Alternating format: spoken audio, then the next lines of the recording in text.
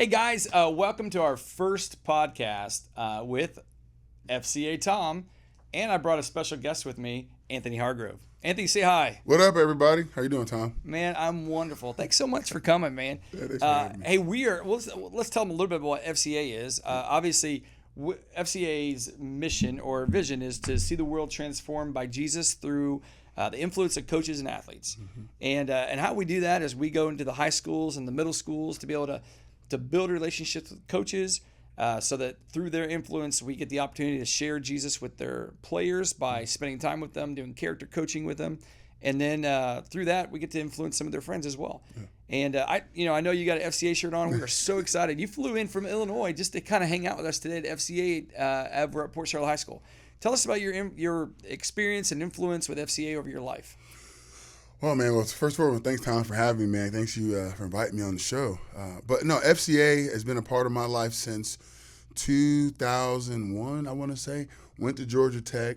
Running back Derek Moore played for the Carolina Panthers. Mm-hmm. Brought FCA to Georgia Tech. And he was on fire for the Lord and Jesus Christ. I mean, and he was a huge cheerleader, too, very animated on the sideline. But he started like the first FCA huddle that I'd ever been a part of in 2001. And so he laid like the foundation for me in FCA. And as kind of went through my playing career, I stayed with FCA. But recently, since of 2016, I said we'll just say that, when I started coaching in Southern Illinois, Justin Raby, who was our FCA regional director, had lunch and asked me, if I was interested in maybe bringing a huddle or, bringing FCA to our football program.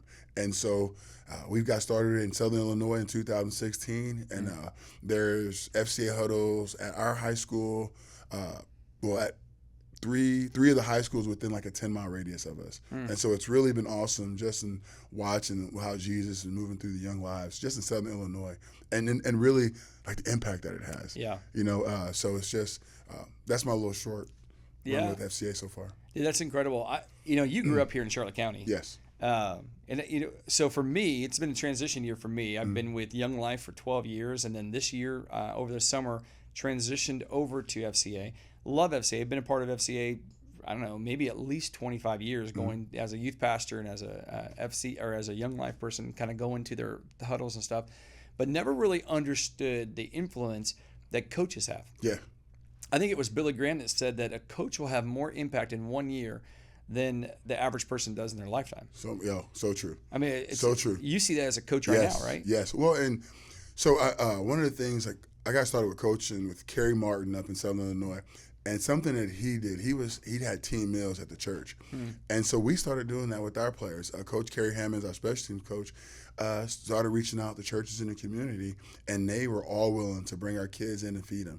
And just that impact with our kids and connecting with all the churches in the community, you just really saw us become more of a tighter family and a group, and in the conversations, because older people recognize the young people. They knew each other. And so you was watching their conversations and relationships grow and develop in our community. And it was just so exciting. Yeah, that's huge. We were, so over the last probably 15 years, I don't know when you came to Port Charlotte if Mr. Means was around doing FCA. Coach Means, yeah. Was he doing it then? Yeah. Was he doing it? I'm not sure if he was doing it when I was in high school, but I think when I came back home in 2011 I realized he was doing it then. Yes. Yeah, I think this is his retiree year too. That's what he said. He's retired. Yeah, 34 years. Yeah, he's been around a little bit. If you hear this, Means we're not making fun of your age, just maybe your height of jumping over hurdles. Yes, the high hurdle in particular. You remember that story he was telling us about? Yeah. He was a hurdler in college. Yes. Yeah, Iowa State, I believe, right? Yes, Ames. Yeah, and so every year he jumps over hurdles. Yeah. He didn't make it last year. He broke his what? Knee? Yeah, I think so. Like shattered it. We're not making fun of him. No, yeah, because they don't want to wish that on anybody. Listen, we love Mr. Means. He's in his 60s, and the boy's still doing hurdles. Know your limits. I wasn't gonna say that. I will. You got to. I learned mine. I think he's got another 5 years. And he's lowered with the lower hurdles. Yeah, I think that'd be right. Maybe just get like a little step box and just jump over a step box. Call that a day. But, Mr. Means, I know that Coach Hope down at Charlotte High School has been running it. Now Evan and Corey took over down there. We got Jennifer over at Lemon Bay. They were all running huddles. But, man, when I came down, I thought, here's some great opportunities for Bible studies. But dude, I want to see FCA way stronger in our community. And so we're looking at Fields of Faith. I don't know if you guys have done a Fields of Faith up there. No, we haven't. Where we, on a Wednesday night or after a football game, we just have a band and a speaker come in. Here's a cool thing is we're looking at what's that step? What's that thing? I mean, we brought in Anthony Hargrove's here today. I mean, to have Anthony Hargrove in our area to be able to talk about Jesus in the public high school, I mean, that's huge. That's unreal. That's crazy, isn't it? Especially when you see stuff that's going on in the world. People are just trying to keep Jesus out of the schools. Absolutely. You know, like don't want kids rather than believing in doorknob than actually a true savior. Yeah. You know, and so I mean, to go back into school and to be able to deliver that message and it be received. Yeah. That's another part. Like you're watching kids and you can see like they're actually listening and they're taking it and it's resonating with them. You know, the last month we've seen 33 kids come to faith. Oh man! During the school time, like before school or during, when we have FCA and the speakers up there and they're sharing their faith, and all of a sudden they're like, "Hey, if today you want to start that relationship with Jesus, if you've never had that, I want you to raise your hand." And then you're like, "Okay," so kids raise their hand, and then they pray, and then they say, "Hey, listen, how many of you guys made that first time commitment today?" And you see hands popping up, and you're like, "Wow," because kids are hungry. They are. They're starving. They're looking because in our society, there's not a lot of truth out there. No.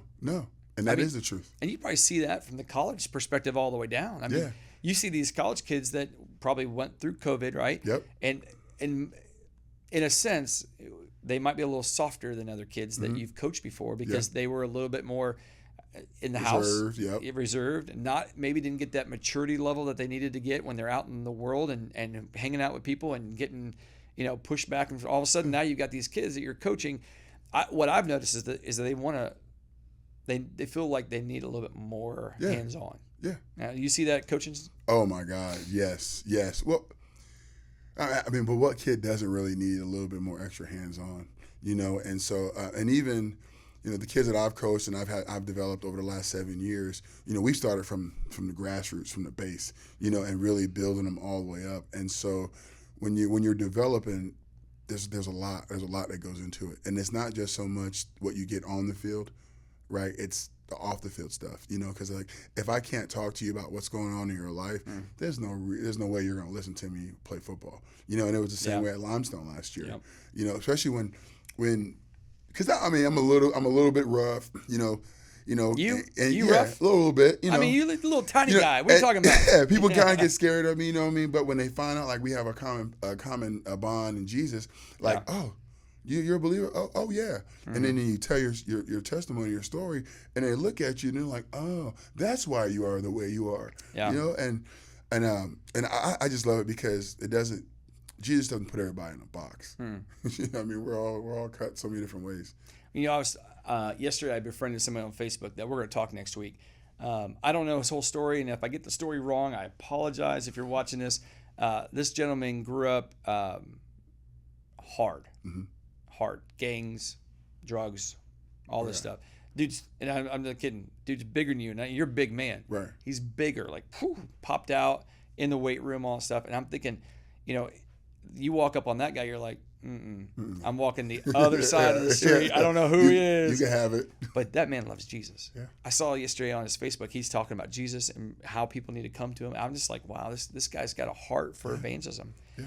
And and that's kind of why in FCA what we do because we have a heart for students. We have a heart. I have a huge heart for athletes. Yeah. Because who's got more influence in the school? And I'm not saying that other kids don't, but you got these athletes that are talked about on the TV, on the announcements. Hey, the football players, this, that, and they win stuff. They go in the newspaper.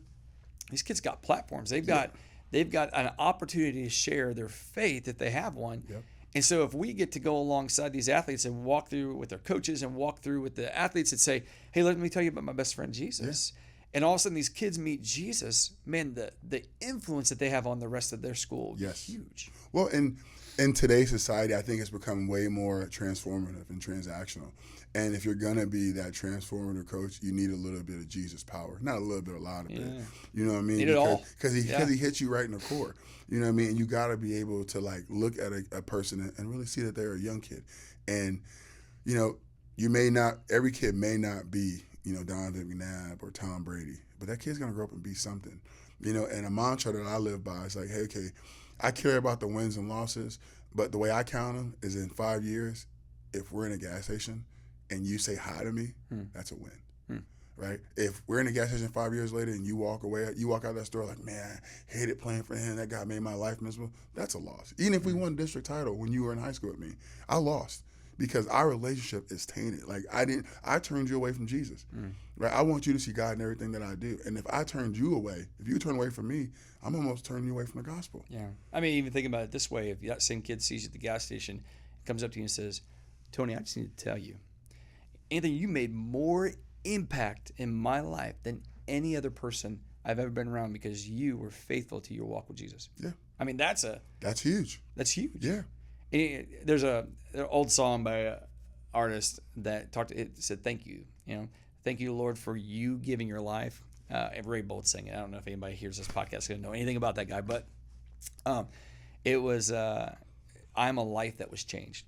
We may never know the impact of people that we talk with, that we coach, that we walk alongside. We may never have an idea of how their life changed because it may be something we said that 5 years later it clicks and they go, I remember my coach saying that. And then all of a sudden their life, it takes a whole different route. Yes. And so I'm super excited.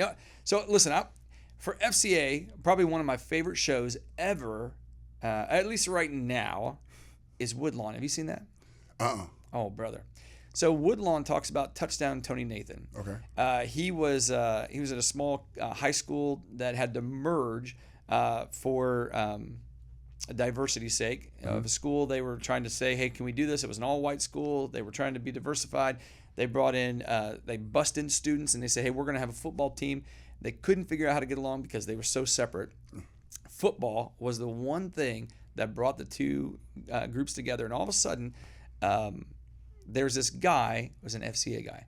He came up to the head coach and said, Coach, can I talk to your players? He goes, no, you ain't talking to my players. He's like, sure, yeah, I'm sure. So he walks out. Later on that day, I think it was, or maybe the next day, there's a riot at the school.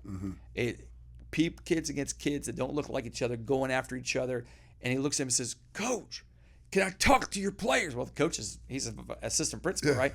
So he ends up saying, fine, you got 5 minutes, right? And anyway, an hour later, that coach walks into the gym where these guys have been meeting for an hour. And the FCA guy's talking about Jesus and talking about how making a decision and coming to Jesus. And the entire football team, but about 3 or 4, came to Jesus that night. And it started showing them going into these houses and doing huddles, what we would call Bible studies in a sense. And Touchdown Tony Nathan went on to play for Alabama and then went into the NFL.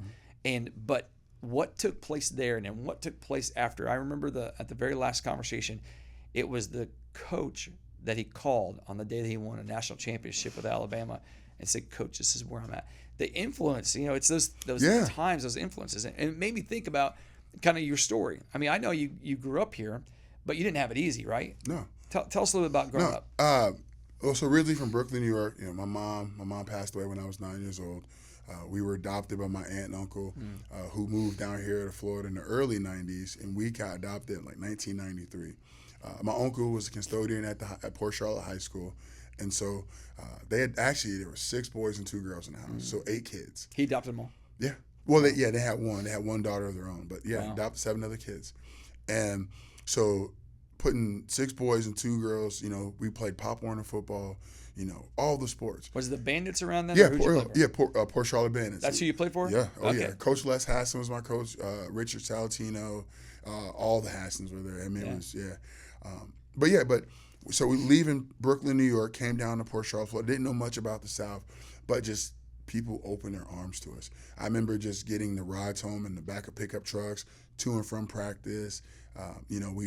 We laughed and joked, but we slept at the high school sometimes. We cleaned up all the time. It was our life. And so got drafted. Ended up going to college in 2001. Went to Georgia Tech. When you went to Georgia Tech, did they recruit you heavy, or was it one of those things you had to reach out to them? No, I was recruited pretty heavily, and so I had my 5 official visits were Louisville, Georgia Tech, Iowa State, and that was with my Coach Means connection. I would say Means probably was very happy. Oh, right? He was. Oh, yeah, he was huge. Georgia Tech, Louisville, West Virginia, and Clemson. Okay. And so those are my 5 schools that I took my official visits to. But I played quarterback in high school. But Were you recruited as a quarterback? Yeah. Oh, really? Yeah, and I thought it was funny. Georgia literally came in and said at the high school, at the principal's office, told me I was going to wear number 3, I was going to be a quarterback and all this stuff. Man, I get there, they gave me number 44 and put me on defense. Moved me straight to linebacker. And then 2 weeks later, I was playing defensive line, And back then, you didn't have the transfer portal. I mean, so like if you Praise the Lord. Yeah, thank God, seriously. Hey, if you're in the transfer portal, I know you're trying to find some playing time, but as a fan, it doesn't make me happy. Go ahead. Yeah, no, well, and I'll say this, like, you got to learn a little bit of grit at some point. Like, you got to learn to sometimes, fight through the mud and push through the storm. Like, it's not always green on the other side, and so. You might go sit somewhere else where you could have been starter, and if you stick around for another half of the year. Trust the process. Yep. And as a coach, man, that's hard to try to build culture when, people can just kind of come in and out. But so my time at Georgia Tech was way before the transfer portal. So if you transfer, you had to sit out a year. Yep. And I was like, no, I'm not sitting out a year. I had bigger and better things I wanted to do. Go on to national football. So you wanted to play quarterback? I did, but I took being defensive lineman as a challenge. I was like, well, I'm not a quitter, so I'm gonna see what happens. Yeah. But I ain't gonna lie, I instantly regretted it because I remember being at practice and just watching them in 7-on-7 and just being like, I want to go throw the ball. Yeah. I want to go throw the ball, But so I did 2 years there, got kicked out. I sat out a year, worked at Atlanta Hartsfield Airport, parking planes, trained at Velocity Sports Performance, and then got drafted in the 3rd round by the St. Louis Rams. So actually the first guy to ever go to school for 2 years, sit out, and then still get drafted on the first day. Wow. Mm-hmm. Hey, tell us, I know that you had a couple teams you played for at least in the Rams, NFL. Bills, won a Super Bowl with the Saints, Eagles, Seahawks, and then I'm technically a retired Cowboy. Yeah, so How long did you play there? Like 20 minutes. Yeah. You didn't go back to the Saints and retire? No, they wouldn't offer me a 1-day contract. No, I think the whole bounty thing, doing that. So I'm waiting for them to put me in there, the Saints Hall of Fame. Like, they don't put all these offensive guys in there. We need to get some of the defensive. Who was your coach then? Sean Payton. Sean's got a movie out too. I know. Have you seen that one? Yeah, that's actually an awesome movie. Yeah, it's a good movie. Yeah, that's a really great movie. And you know what? And I actually saw Sean my first year coaching. He came to be a guest speaker at the University of Illinois because he went to Eastern. And so I sat up in the front row, like, waiting. I can't wait till he sees me. And he came out, and he looked at me, and I thought he was about to die. He started choking. He was like, oh, I got to take a water break. And I was like, what's up, coach? He's like, what are you doing here? And I was like, man, I'm coaching football. And, you're doing good with your life. Like, when you see your old coaches, and they're just shocked, and they're just so proud, and and I saw it on his face. Like, I saw the light go off, and just how happy he was for me, and I was still doing so well, And but yeah, I mean, now he's in Denver, with Dangerous Russ, and we'll see what happens there. Yeah, well, we're excited. I mean, I love that you started here. Yes. Humble beginnings. Adopted. Yep. Moving. There's a lot of kids out there that go. We talked today to a few kids, and you asked them what their dreams were, and a couple of them said, "I want to go to the NFL." Yeah. I mean, they're far from that right now. But if you know of a kid that's maybe in a place where they're like, "Hey, that's my dream to play in the NFL," what's some advice you'd give them? Man. At age 16. Grind, work, study. Like, get in the classroom and learn. You can have all the physical skills you want, but at some point, you're going to need that stuff that's in the classroom, And that's with my players at Limestone last season. That's what I told them. I was like, guys, at this level, we're all going to be good athletes. But it's the guys that got it up here, that are able to problem solve, that don't get stressed out in situations, that can adjust on the fly. If you can do geometry, we can play coverage. But if you can't do fractions, then we're going to struggle, because if you don't know what a half is, how you going to play cover 2? Yeah. Right? You don't know quarters, how you going to play cover 4? You know what I'm saying? And so just really get it, learn, sit in the classroom and become a good student. Be a good student, athlete, student first. Yeah, that's good advice. Good advice. Hey, if you had one of those athletes, are you stay at one sport or be multiple sports? Oh, no. I'm a certified strength conditioning coach now. So I am have to tell you the truth. You have to play everything. And so you have to think about, like, as you grow and mature, your body's going to change, right? And your body's going to calcify to what it does, right? And it's going to prune to what it doesn't. And so if you're a young person and let's say all you do is play baseball, so your body is going to calcify to the baseball movements that you do, and everything else that you don't do, it's just going to prune off, right? And then so now let's say you specialized since you were 10 years old, and now you're 16 years old in high school, you hit this growth spurt, and now you want to play football, right? But you've never did a bench press, you never did anything else. And so now a coach asks you, hey, squat. And you're sitting there trying to bend, and you can't figure it out. Like, you get that fish that flies up on your deck, look like you're sitting like, and that's what happens. Like, your brain has pruned all those learning things off. So at 17 years old, it's going to be hard to get it back. But if you're younger, you're playing baseball, you're playing basketball, you're swimming, you're bowling. As your body matures, puberty kicks in. It's almost like a steroid. Yeah. That's what your body evolves to. And I tell a lot of my parents, let me have your child. Let's start working out sooner. Like, I'm not saying let's get on a barbell and let's throw 300 pounds on a bar, but let's work on body weight squats. Yeah. Let's work on doing glute bridges with a hip rotation. And then as puberty starts kicking, you see their body changes to the muscles that they're using. Yep. And then you get your high school body, right? So that's when you see the guys that look good. They start wearing the tank I don't tops. have mine anymore. No, we got them grown man bodies. But then you get to college, and then you get your college body. Now that's when you should specialize. And then your body's going to calcify again to what you need in college. And then, like we got our grown man bodies. Yeah. So if you're able to make it to pros. Old man or grown man? Grown man. Okay. Yeah, So I was making sure. no, I'm not grandparents yet. Yeah. But then your body at that, when you're 25, 23, 25 years old, your body finally calcifies to that iron rock man age that you're going to be. And so if you're going to specialize, wait till you get to college. But from childbirth to whenever, play as much as you can. Yeah, everything. Yeah, we have a lot. I mean, there's a lot of students that go, hey, I want to play this sport, and so I'm going to play it during high school season. I'm going to play it during off season, all this stuff, and that's all they do. Yeah. I mean, think about it. Was there Tommy John surgeries going around like 30 years ago? Like, people not before Tommy John's. You know what I'm saying? Now all of a sudden, all of a sudden you got high school kids getting the surgery. Yeah. Like, why?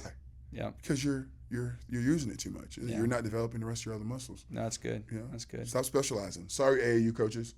Yeah. Well, hey, we just have a couple more minutes left. I just wanted to kind of wrap up with FCA, and the most important part of FCA is meeting Jesus. Yes, sir. And so if you could just take 2 minutes and just say, why do you support FCA? You flew down here to play in a golf tournament that we're going to have this weekend. We brought in 18 NFL players, and you being one of them, that are going to hang out here at Veranda Golf Course, private course, they came to support FCA. Why is Anthony Hargrove? Why do you wear an FCA shirt? Why do you come and speak to players? Why are you passionate about FCA? When I gave my life to Christ and I came to Jesus, the first thing I learned was to believe. And there's so many young people today that just don't believe. And that's what I want to give them. Jesus wants us to believe in him, that we can get through anything, that we can do anything, that we can be whatever we want. You just got to believe in him, that he wants a relationship with you, that God hasn't forgotten anybody. He's not neglecting he's not punishing any of us. The door is wide open. He wants us all to come in sooner than later. I wish, I've grown up in the church all my life, but I wish I was a believer sooner. You know what I'm saying? Like, I wish I didn't wait till I was 25. I mean, and that's the path God wanted for me. 25, I got my life right. But I wish when I was 10 years old, I had that solid belief system in the church. I mean, who knows what would have happened after that? So I'm here just to give the kids the message. Just believe. Yeah. Believe right now. Don't wait. Don't wait until life gets really too crazy, too far to the left, and now you want to come back. No, go ahead and go now. And you'll eliminate a lot of the other stress later down the road. Yeah. And for me, like, my faith is my foundation, like, of everything. Like, so no matter what's going on, good, bad, ugly, like, as long as I got faith, I know I'm good. I know I'm good. And so I hope just to portray that with each individual that I come across. Yeah, that's good. Hey, and if you're watching this podcast and you say, hey, I want what Anthony has, I want that relationship with Jesus, man, I would just encourage you, just take a few moments to yourself internally think, hey, do I have this relationship? And if you don't have it, man, I'd encourage you to really seek out a friend, a pastor, or seek out maybe your youth pastor, an FCA leader, young life leader, somebody to say, hey, what does it look like for me to have a relationship with Jesus? Because honestly, it's not about what you do, because it's not about how good you are, because we're never going to be good enough. It's all about placing that faith, that belief system, that faith in Christ, that he died on a cross for you, that he rose again, and that he has eternal life waiting for you. Yeah. Hey, I want to give props to my friend Kevin Graham at Suncoast One Title. He is an incredible friend of mine, supports FCA, and is just really faithful in his generosity in helping us to reach teenagers for Jesus. Guys, thanks so much. Anthony, thanks for coming down, flying all the way down from Illinois. I know you had to leave your college guys up there working out. And thanks for coming down, sharing Jesus, and being part of our golf tournament. Thanks for having me, Tom. Thanks, brother. You're welcome.